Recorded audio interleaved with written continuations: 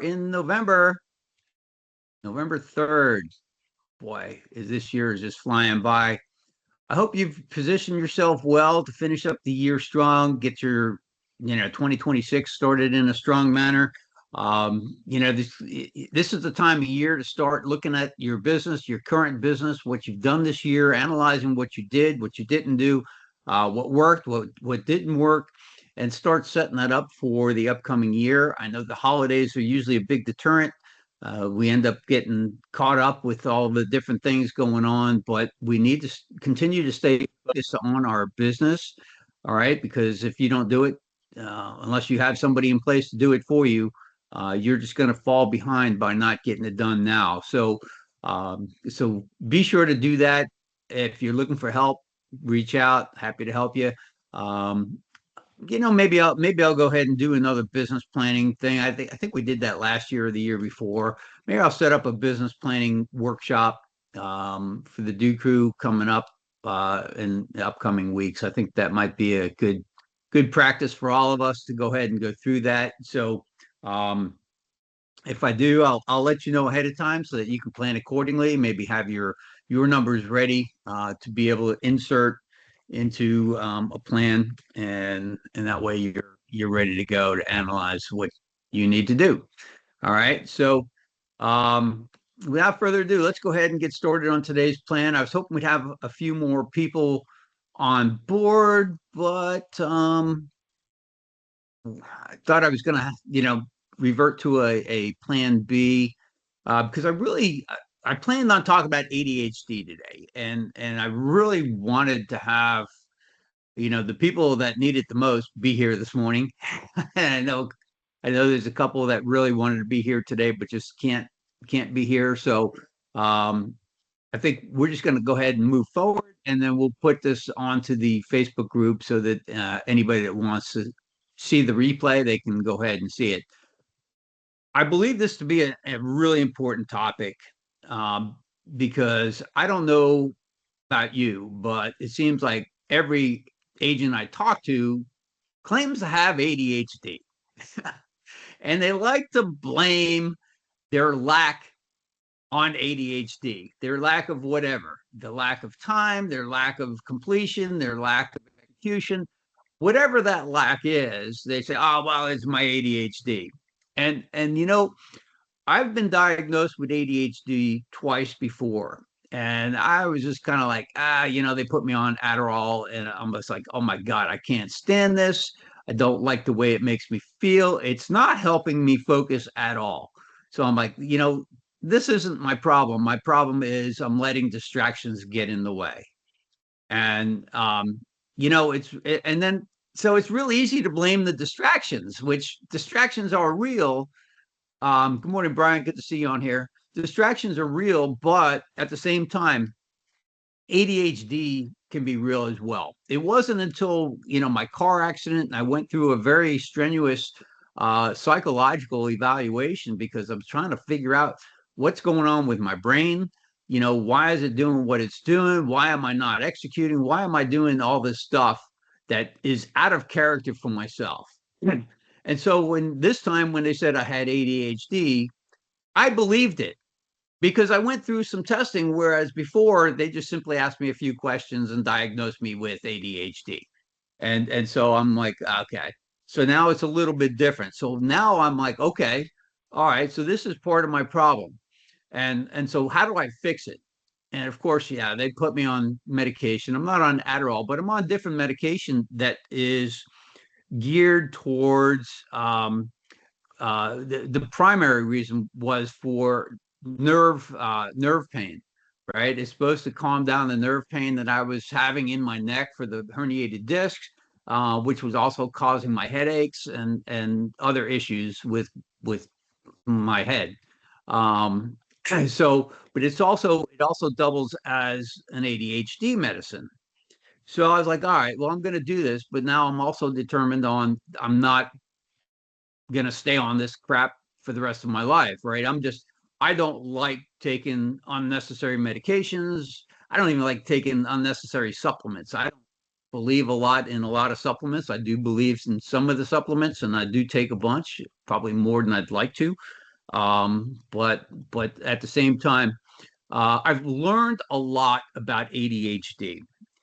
And as I learn it and I start becoming more aware of what I'm doing, and I look back at my past and how it really has uh, affected my abilities in the past, um, I'm kind of like, okay, I need to figure out how do I overcome this without requiring medication and where I can better control it. So what I've done is I've done a lot of homework, and what I wanted to share with you today is just a little bit about that, right? Because I think that you know,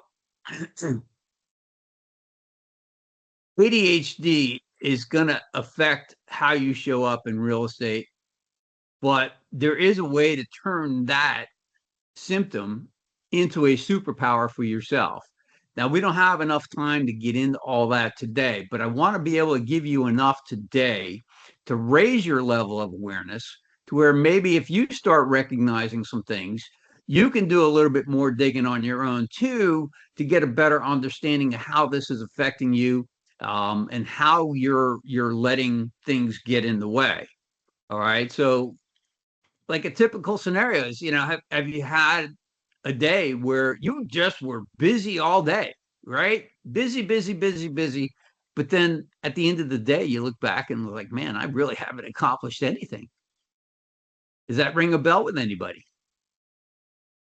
I know for me, it has. I rely on that sense of accomplishment at the end of the day. It's really important for me because if I don't have that sense of accomplishment, I feel like, okay, I just wasted the day. And so now I look at it a little bit differently in how I accomplish things and the way that I take that busy, busy, busy and turn that into something more productive. Okay, and I'm going to show you a couple of tips on being more productive that way, to help you um, do the things necessary in your life.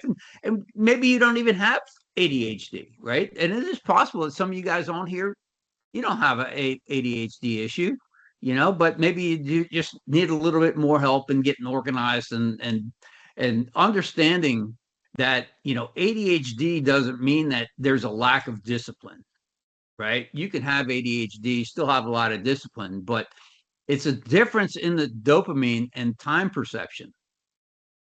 And so, one of the things that they refer to in the time perception is time blindness. And I can tell you, I was always the type of person that, you know, 5 to 10 minutes early is on time. On time is late. Anything beyond, the appointment time is like, okay, you just totally screwed up. And what I'm finding is that more lately, I'm scrambling too much last minute to be on time, or actually to get there at the right time, let alone trying to be early, right? Um, and so I've had to kind of come up with ways for myself to be able to work with that time blindness and get better structured to not let that hinder me. And that's a work in progress. I'll tell you, that's not an easy thing to do, but I'm working on it, and I am getting better. But it's an ongoing problem, and I've raised my awareness so that I recognize it. See, a big part of anything that we do is having the awareness of what's going on with us, around us, and what we're doing. Okay, so when we're more aware of all of that, we can easily recognize and acknowledge and then change whatever it is that's getting in our way.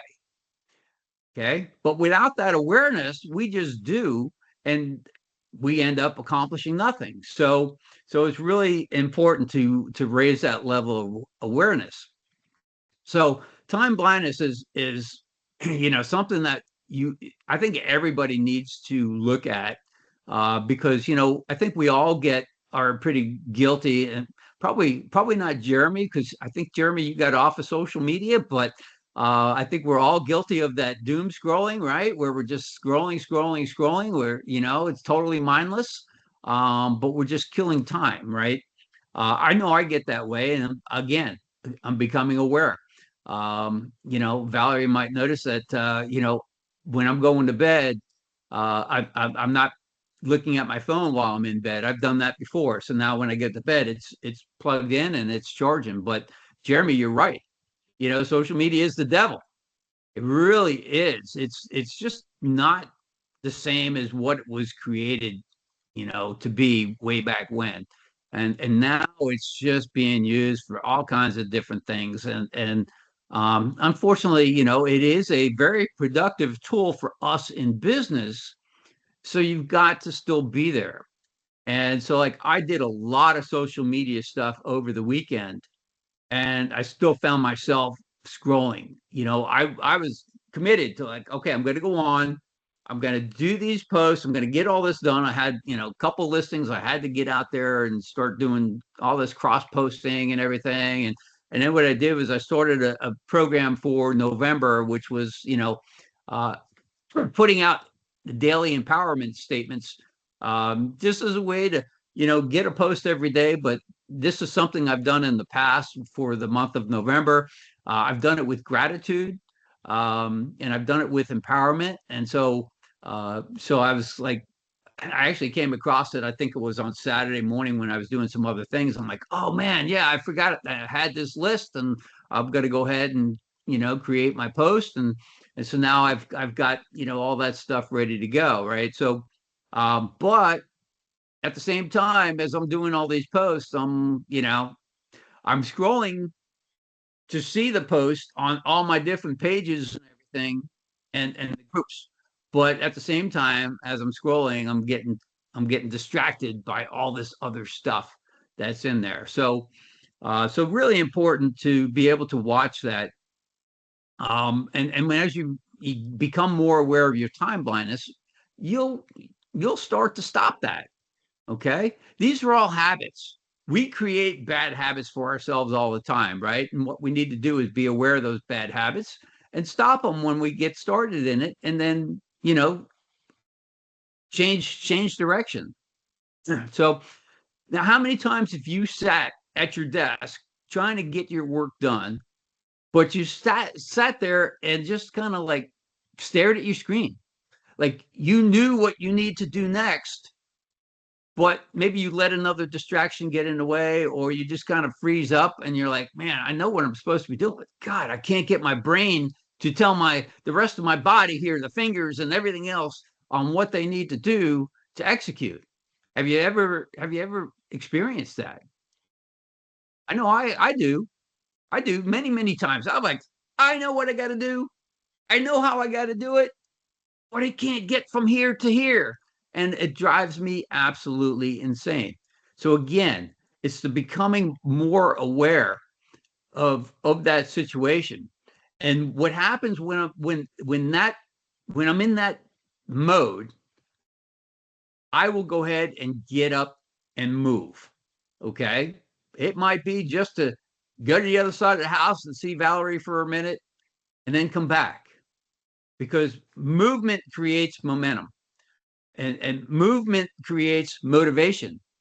So by that movement, I'm getting the blood flowing. I can come back and sit down and be like, okay, let me get to it.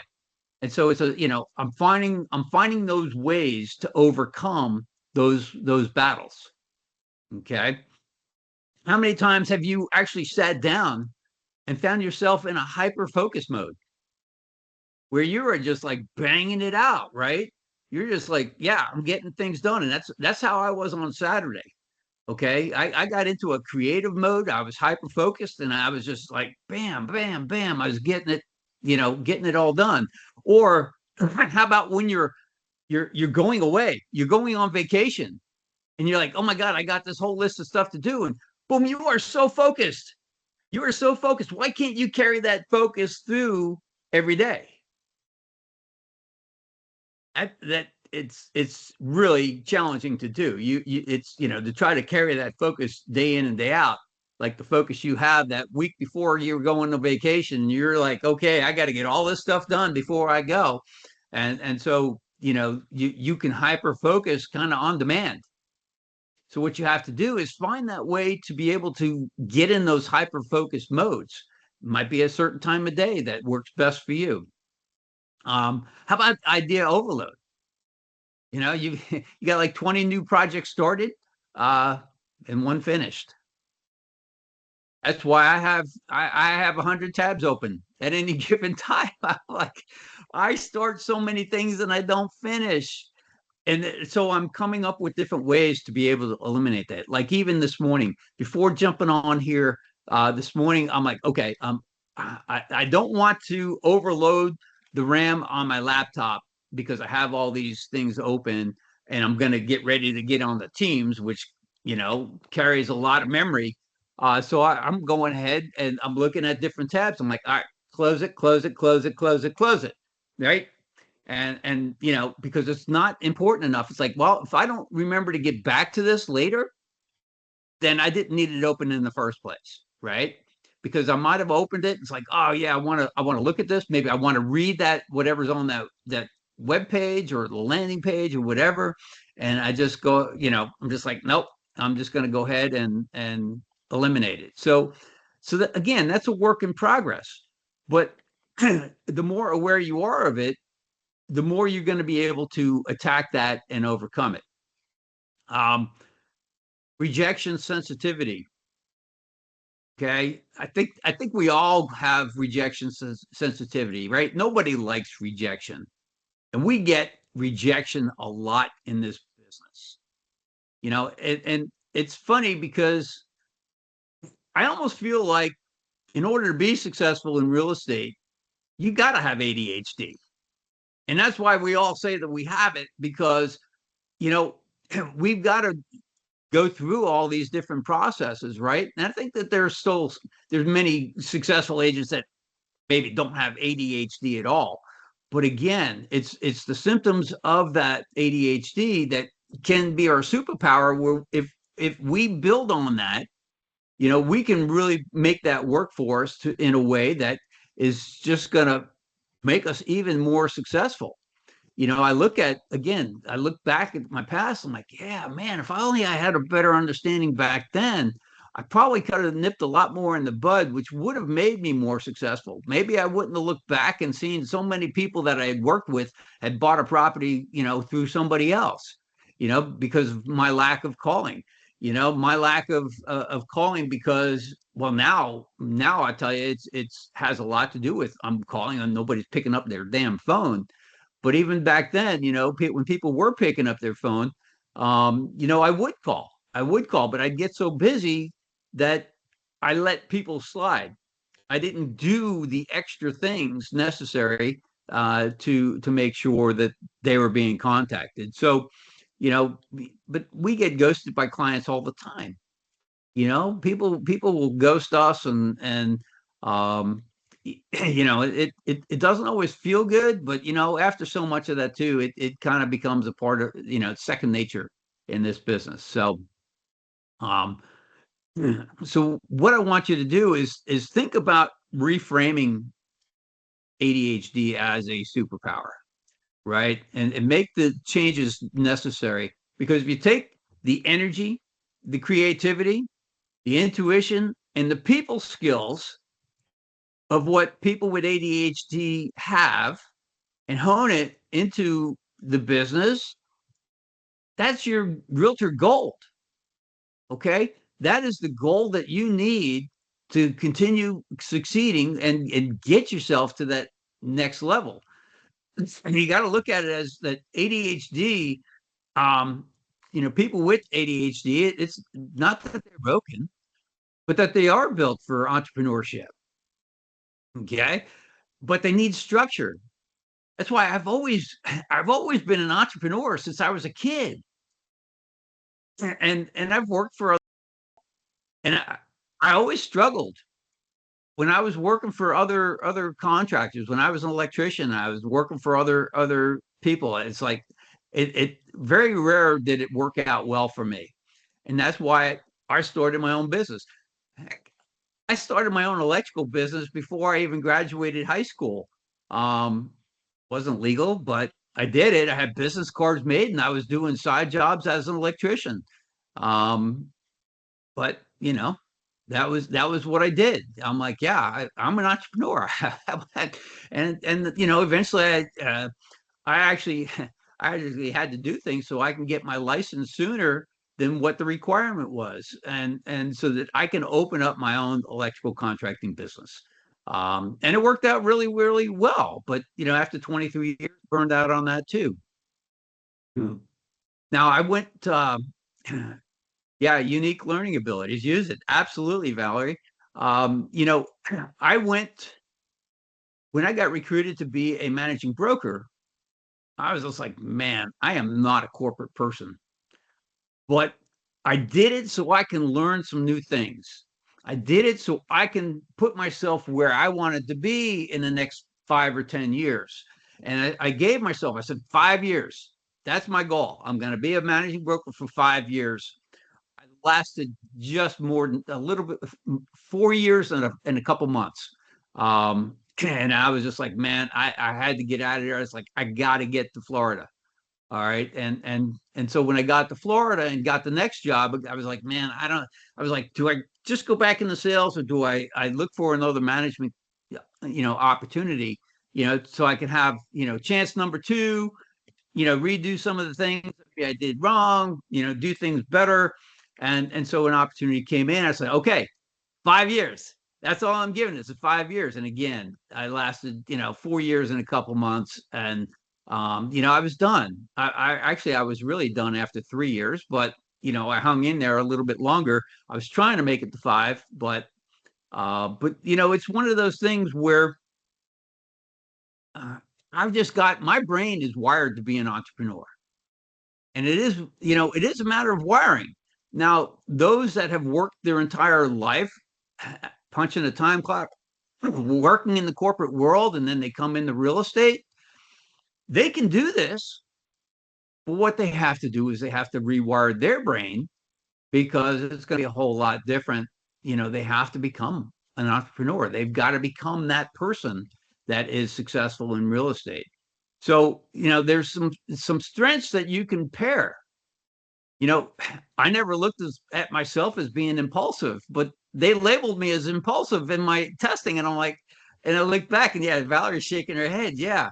And then I look back and I'm like, damn, I guess I am. I always looked at myself, I'm a trier, right? Oh, something sounds good. Well, let me try that. And, but the thing is, with that impulsivity, you can pair that up with bold prospecting, right? You can put that impulsivity into your prospecting, make it bold, all right, which is how you pair your strengths. You turn that into a strength. Your hyper focus, okay? You can turn your hyper focus into mastering a niche. So it's not just doing something, you need to master it, right? And that's why, choose one niche, master that niche, then add another niche. It's kind of like spinning plates, right? You want to, when you're doing something, master that before you move on and try to do something else. Another strength pairing is emotional intensity. Pair that with empathy and connection. Okay, we're people persons. All right, so we like working with people. So and we tend to have a lot of emotional intensity. Okay, so you want to turn that into empathy and connection, and that's one of the reasons why we connect well with other people. So some of the habits that you can change, systems and habits that you can change. Let me share my screen with you. I'm going to show you what I've set up now. This is, again, a work in progress. I've been working on this for a few weeks. But let me share my screen and talk about visual time blocking. All right. And I've also tried this with 2 different versions of Outlook. So this is the classic version, and this is the new classic version. As you can see, there's a difference in the colors. You can go pastel, or you can go bold, which is, I prefer the bold colors. So I'm jumping back and forth between the 2 platforms. I'm liking some things more in the new version of Outlook for emails. and it's helped me set up some things even in calendar that reverts over. Um, but this is how I'm setting it up. So I've color coded things. All right. I'm using red for my goals, and I set 3 different goals up at the top. All right. My big, hairy, or audacious goal for the end of the year. Right. That is one goal that I have in red. Then I have a second goal. Okay, that is more of a personal goal, not necessarily the real estate goal, but I do want to, focus on adding some mentorship clients for the paid version of mentorship that I'm building out. And then I do a monthly goal. Okay, by the end of November, there's things that I want to accomplish, and that goes in there.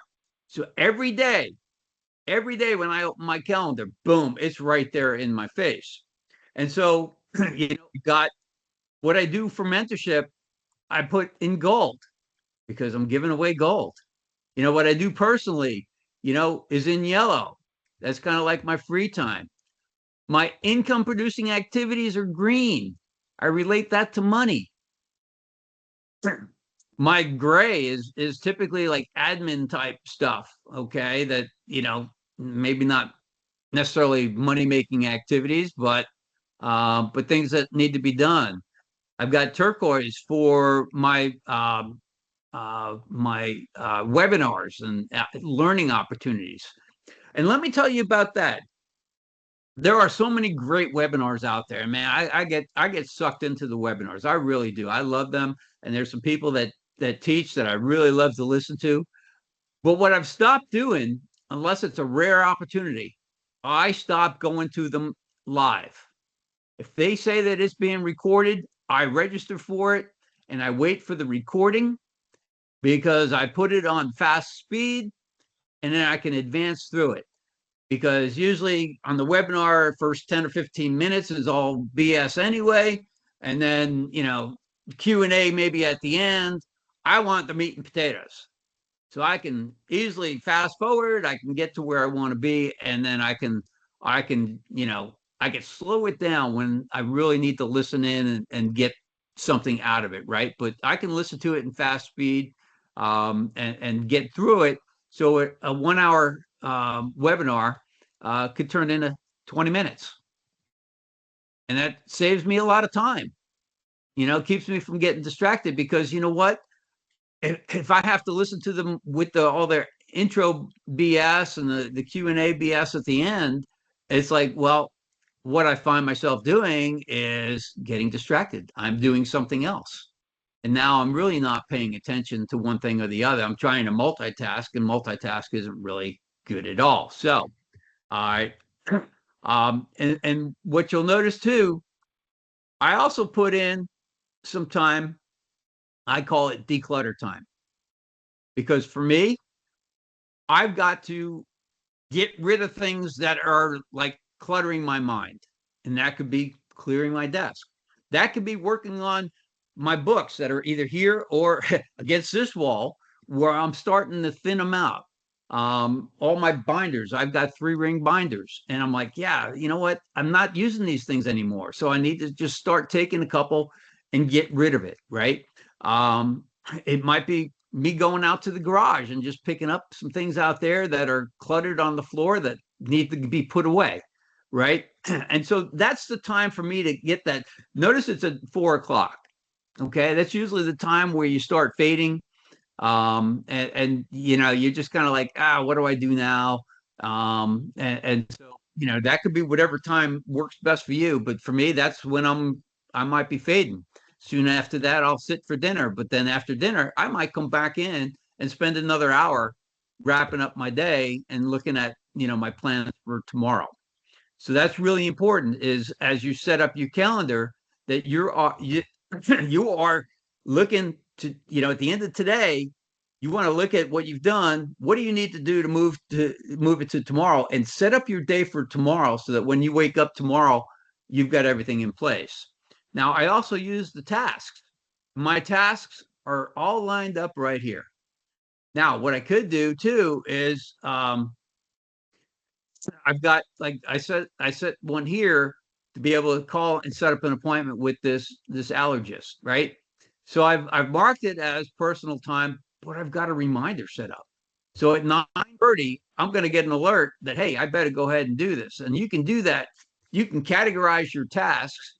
Okay. As I got income producing activity tasks in here, I've labeled them as green, right?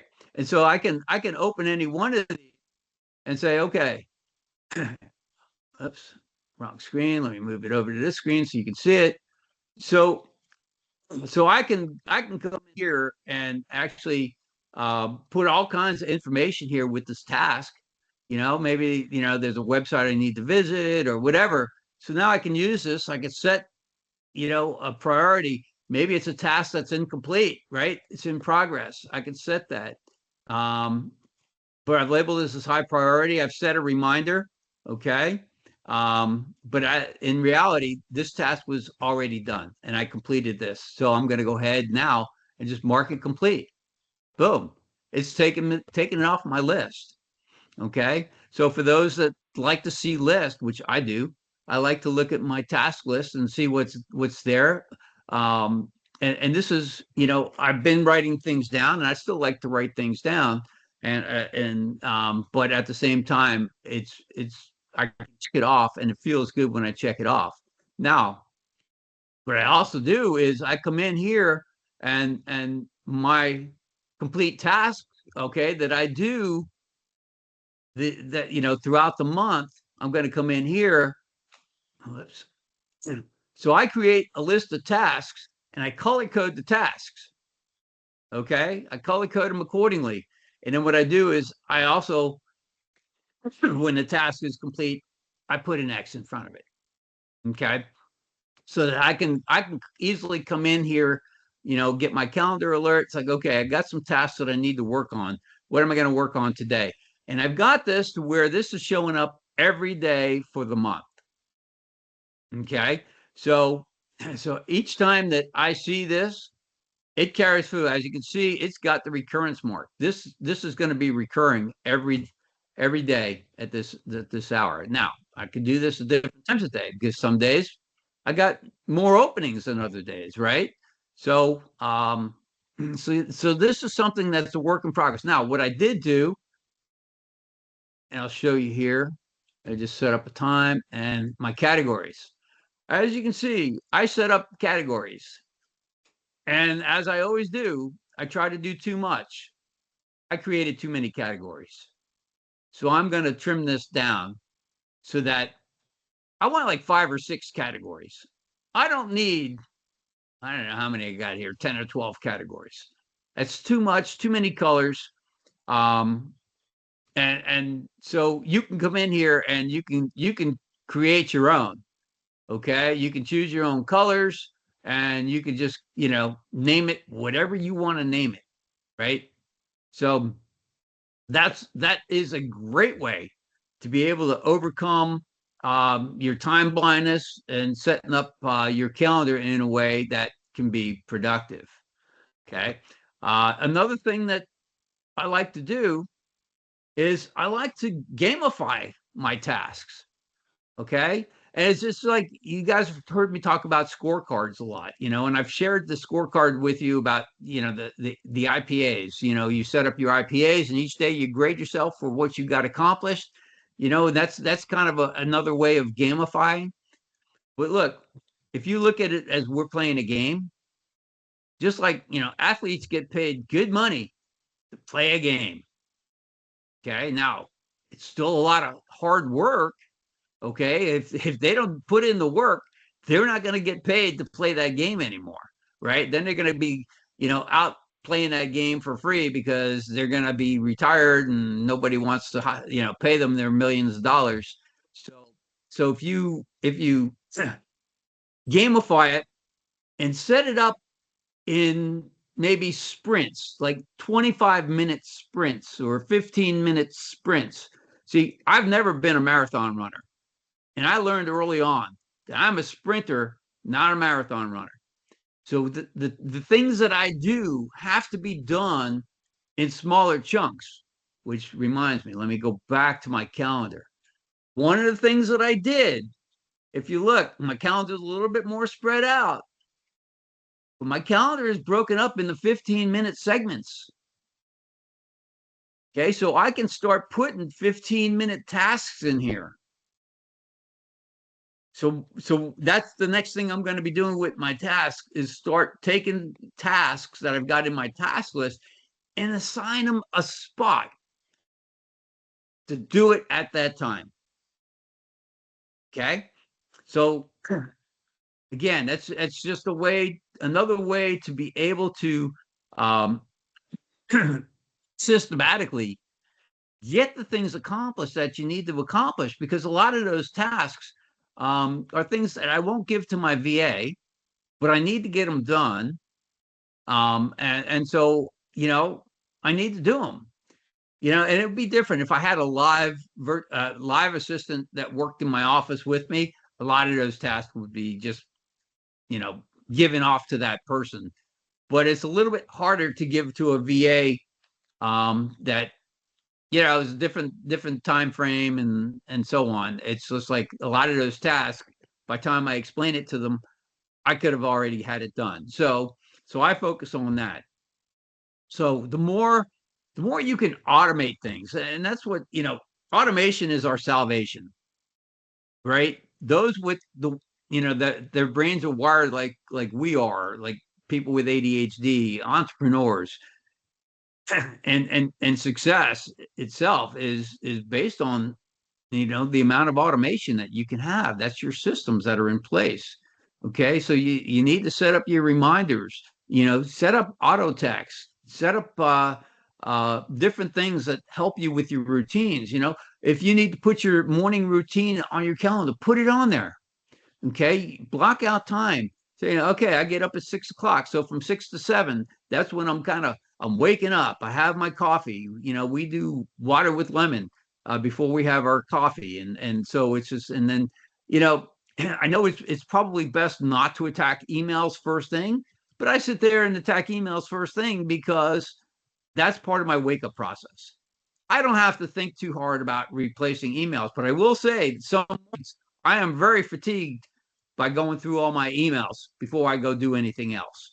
So that's why it's not a good idea to do it, but that doesn't stop me. And I think I'm going to be working on a better system for myself so that I'm not even doing that first thing in the morning. I do automate a lot of my emails, go into a folder when they come in. So a lot of like newsletter type stuff, they get dropped. And sorry, Brian, that includes your newsletters, but I do look at them. Okay. But they go into a folder, okay, where I will go look at them later. Okay. And that's usually a lot of times on a Saturday or Sunday morning. That's when I'm kind of doing a clean out too for the week.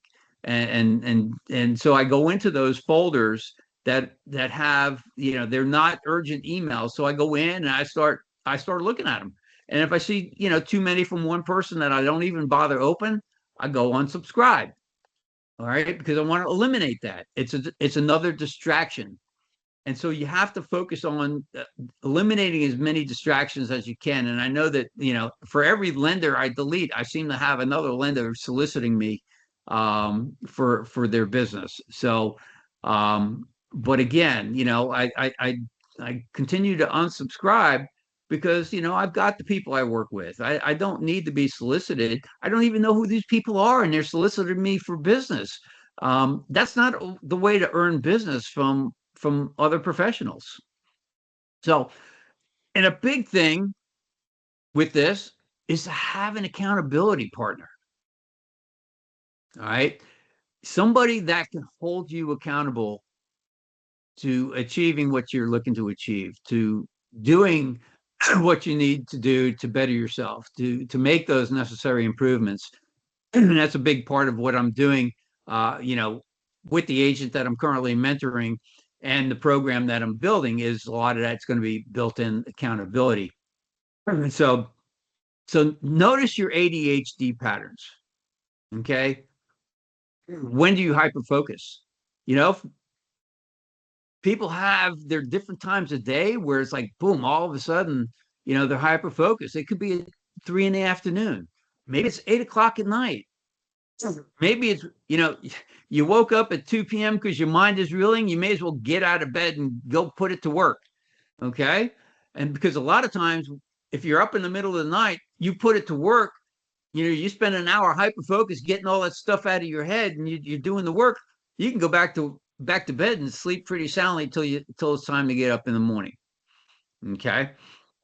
But notice when you hyper focus, you know, notice when you stall or what you do when you stall. Okay. And track that for 7 days. I've got my mentee. Damn it. I've got my mentee where he's tracking everything he's doing for every 15-minute segment of the day. Now that's a challenge to do that. But when you track what you do for every 15-minute segment, it's going to really make you aware of what you're doing and what you're not doing. And he realized that how much work he was doing that was not income producing, was not related to, taking care of his business. So, and those are exercises that you can do. And track it.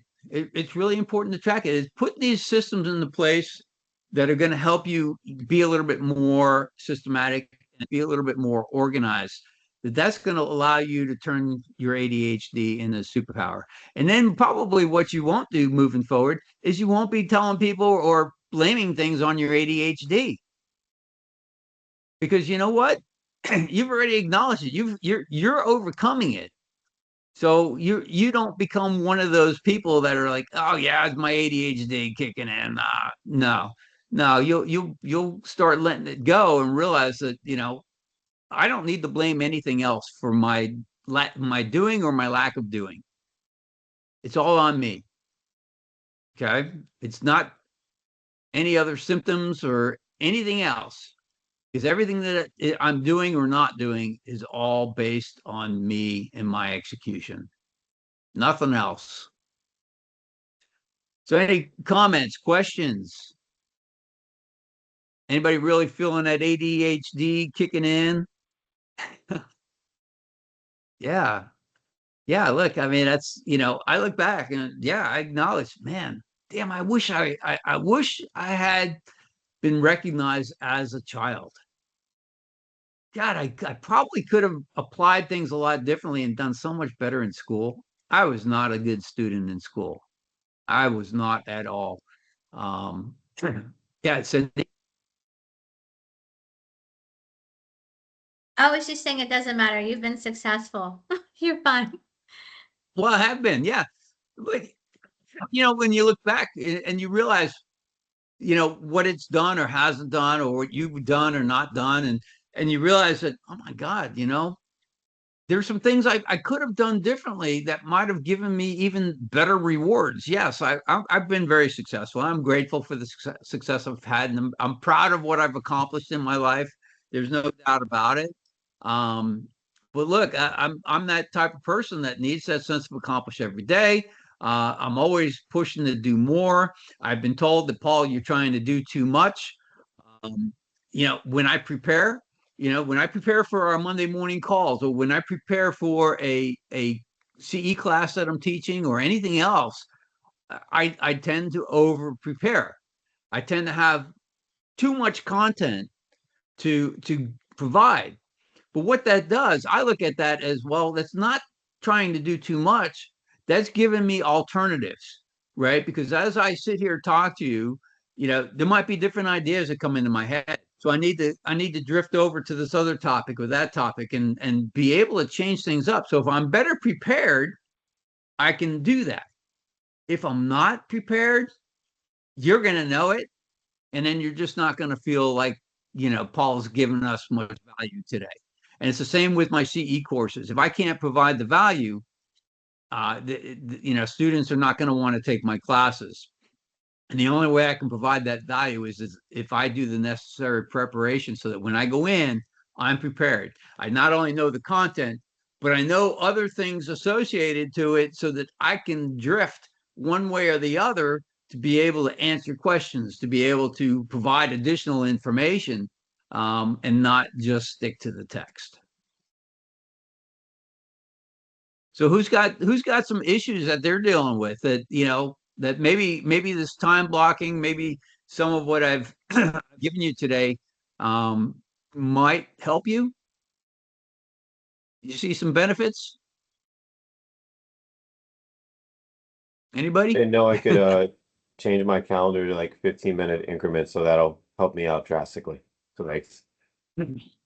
Yeah, because then you're not in there trying to set the change the time on each appointment, because you can do that with changing the time. But if you go into the settings, you can set it to do 15-minute increments, and by default, I've got it set as a 15-minute reminder. Whereas before I was having it as a 30-minute reminder because I thought 30 minutes would be better, but I'm like, no, because you know what? I get the 30-minute reminder, and between that time and the time something starts, I've gone off the deep end maybe with something, and I forgot that the appointment's starting, right? So I'm like, I'm going to try the 15-minute thing, and look, there's going to be trial and error. You might have to try some things to see what works best for you, and maybe change it up a little bit if something it kind of helps, but yet it's not fully there. That might be something that you want to look at. One of the assignments too for the mentees is that they've got to read the book, The Miracle Morning for Real Estate Agents, because that is all about setting up your day. And if you have your day set up the night before, and you get up and you stick to that agenda, you get those routines, formed and created. As you create new habits, you have these routines in place. You don't even have to think about it. And that's what's awesome, because it's the thinking about things that breaks you down. It's the thinking about, what am I going to wear today? That's why Steve Jobs would wear the same thing day in and day out. Okay. Doesn't even have to think about it. And I've noticed that when I'm going in and I'm trying to pick out, what shirt and what suit am I going to wear today, because I'm going to teach. By the time I figure it out, I'm like mentally drained. So every decision that we have to make relies on that mental power. And so we want to be able to eliminate as much of that as we possibly can. So that is through the good habits and routines, because those things happen, once they're formed, those things happen without you even thinking. It becomes automatic. When things are automatic, everything just flows. So, and yes, there'll always be a disruption. You got kids at home, they're going to mess up your morning routine, right? Or, you got an emergency at the office that you got to deal with, a closing falling apart, or a home inspection gone awry. Yeah, your morning routine might get disrupted, but you'll get better at dealing with that. Or maybe you'll be like, okay, you know what? I am going to finish my morning routine, and I will deal with that problem as soon as I'm finished taking care of myself, because there's nothing wrong with that. There's nothing wrong with taking care of yourself first. So that said, ADHD, is it a problem for you, or is it no longer a problem? I was going to say, what works best for me is I have to go to the gym in the morning and exert all my energy and just like clear my head that way. When I don't do that is when my day kind of just crumbles apart. So I have to have everything kind of structured. That's what works best for me. There you go. And just, it might have taken you a while to figure that out, but once you figured it out that that's your best routine, boom, do it. Don't let anything stop you from doing it, because, that gives you energy. Yep. And that's a And great way to also, start. when I go super early, I don't have people and work calling me because it's, Mhm. 5:30 in the morning, 6 a.m. I don't have that interruption to where I can really dive into it, and then everybody else can get my full attention. Yeah, there you go. There you go. I also like the routine that Brian had mentioned a couple weeks back, where you split up your day. You went and shot hoops midday, right? And I actually tried that a few times with my workouts, where it's like, all right, you know what? I'm going to dive into my work. I'm not going to shower yet. I'm just going to get into work, get stuff done. Then I'm going to do my workout. have my protein shake, and then go take a shower. And now I've set up my afternoon, right? Because I've worked, I've taken a break from work, and now I'm coming back fresh, okay, with blood's flowing. I'm taking a shower, so that's kind of freshened me up, and now I'm good to go for the afternoon. I usually will throw in a what's called a bullet coffee for the afternoon. I do a mushroom coffee with some honey, some cacao powder. What's the other thing? I think I add MCT oil. MCT oil. Okay, all good brain food. Okay, and that also helps to lift me up and give me a little extra nudge moving forward in the afternoon, because we all drain in the afternoon, and as I'm getting older, man, it's like the energy drain is happening sooner and sooner. I am not like I was when I was in my 40s, where I was working in an office, and if you saw me coming and going on the stairs, I was running up and down the stairs, because my office was always upstairs, and I just I used the stairs as exercise. So the printers were downstairs, so I was like up and down, up and down. I can't do that today. It's like, especially if it was the afternoon. In the morning, yeah, maybe I can run up and down the stairs a little bit, but I'd be holding on the railing as I did it. Val, you got your hand up? Yeah, I was gonna say I like your idea of, if you're just sitting there stalling to get up and move. I read a book when my kids were little, trying to understand how they were learning because they were kind of wiggly kids and the teacher didn't like it, but that's how they learn. And I read a Yeah. book and it was called Learning is Movement or Movement is Learning. And basically, you cannot learn unless something is moving. So whether that's the synapses in your brain or whatever, and different people experience that on different levels. So, the fact that, you brought up when you're stalling out, to just get up and move Yeah. to get it going again was great. Yeah. Yeah, absolutely. Yeah. Yeah. Because movement creates momentum, and it also creates motivation. So move. Real simple. Even sitting at your desk doing some stretches. Nothing wrong with that. I do a lot of my neck exercises while I'm sitting here. So I'm like, all right, you know what? Yeah, I'm feeling stiffened up, because we're hunched over our laptop, a good part of the day, right? And that causes friction back here and causes pain, and so you need to be able to do stretches to be able to release that. And so you can do that as well. I try to get up every hour. That's what I wear, an Apple Watch, and it prompts me at 50 minutes. If I haven't if I haven't been standing yet, it tells me, hey, it's time to get up and move. And so I'm like, okay. So I'm moving almost every hour. There's some times where it's like, if I'm hyper focused, I'm getting up. You kidding me? I'm staying on it. And that doesn't happen every day for me, but when it does happen, I see it, and I'm like, yeah, I'm not stopping. I'm not stopping for anything. And so sometimes it's like I turn my phone on do not disturb. I don't want that texting me, which is another thing. Texting. Okay. When you're texting with people, gather your thoughts and put it all on one text. Don't send a text saying good morning. The second one saying, oh, by the way, I was thinking. And then the third text saying, yada, yada, yada, yada. And then a fourth text saying, yeah, maybe we should do this. That's 4 interruptions. So think about that when you're sending a text, and when you're texting with people on a regular basis, just remind them, hey, if you wouldn't mind, just put all your thoughts into one text for me, because as I'm trying to work, each ding is a distraction, and each distraction, and so people will understand that. People will understand it. So you guys aren't guilty of it, and I appreciate that. But I know I get texts from others that do it that way.